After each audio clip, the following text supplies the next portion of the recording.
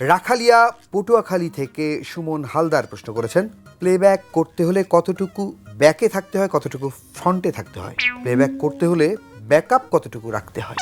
বাবা ওরে বাবা, প্লেব্যাক প্লেব্যাক করতে গেলে গান গাইতে হয়, সঙ্গীত পরিচালক যিনি থাকেন তার সার্বিক সহযোগিতা থাকতে হয়, আর পাশাপাশি নিজে ভালো গান গাইলে অবশ্যই সে সেই জায়গায় যেতে পারে। মানে এমনি অন্য শিল্পী আর প্লেব্যাক এর বেসিক মানে পার্থক্যটা আসলে কি?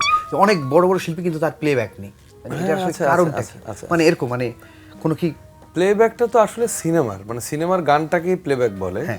তো সিনেমার গান যেহেতু গাইতে হয়, এখানে একটা প্রেক্ষাপটের গল্প থাকে, রোমান্টিক হতে পারে, সেটা প্রেক্ষাপটের গান হতে পারে, সেটা রিদমিক যে কোনো আইটেম সং হতে পারে।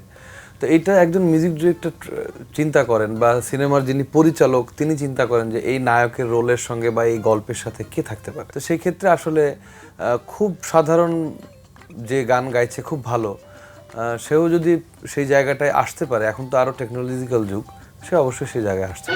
মহিষবাথান রাজশাহী থেকে আপনার এলাকা থেকে প্রশ্ন করেছেন খোকন মোল্লা। অনেক কয়েক বছর আপনাকে রাষ্ট্রীয় টেলিভিশনে এবং সেই সাথে অনেক মিডিয়া আপনাকে কম দেখা গেছে, আপনিও কি কোনো বৈষম্যের শিকার হয়েছিলেন কি? হ্যাঁ, এটা আমি প্রকাশ্যেই বলেছিলাম রনি, এটা আমার ফেসবুক সহ সকল প্রোফাইলেই ছিল। পলিটিক্যাল রিজন, এটা আমার ব্যক্তিগত, এটা থাকুক। আচ্ছা, উনি আরেকটু জুড়ে দিয়েছেন, শিল্পীদের অনেকে বলেন শিল্পীদের রাজনীতি করা উচিত নয়। শিল্পীরা রাজনীতি করতে পারে, কিন্তু শিল্পের সাথে রাজনীতি হয় না। কলেজপাড়া গাইবান্ধা থেকে রাঙা চৌধুরী প্রশ্ন করেছেন, গানের পাশাপাশি আপনি একটি সিনেমায় অভিনয় করেছেন, আপনি তো দেখতেও সুন্দর, এদিকে ফোকাস করার ইচ্ছা আছে কিনা?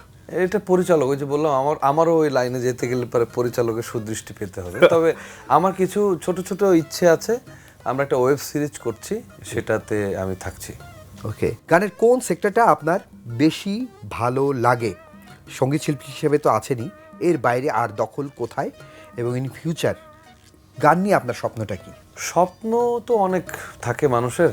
আমি যেহেতু গান গাইছি, গান গাওয়াটাই সবচেয়ে বেশি প্রেফার করি, আর সঙ্গীত পরিচালনা করছি, এটা সাথে থাকতে চাই।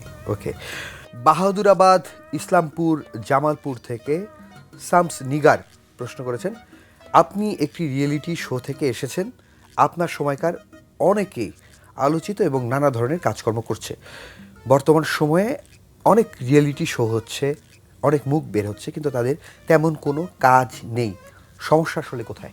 বিশাল বড় ইস্যু। আচ্ছা, তবে কেউ যদি কাজ না করতে গিয়ে বসে থাকে, তাহলে কিন্তু সে যত বড়ই হোক না কেন, আমরা যেখানে যখন রনি কাজ করতে আজকে টক মিষ্টি ঝাল একদিনে আসেনি, বাংলা ভীষণ তাকে যে ভালোবাসাটা দিয়েছেন, ধীরে ধীরে ধীরে ধীরে আজকে রনি এই জায়গায়, এই প্ল্যাটফর্মটাতে সে যেখানেই কাজ করুক না কেন, সে যেই জায়গাতেই কাজ করুক না কেন, শুরু থেকে তাকে ওই কাজের মধ্যে থাকতে হবে।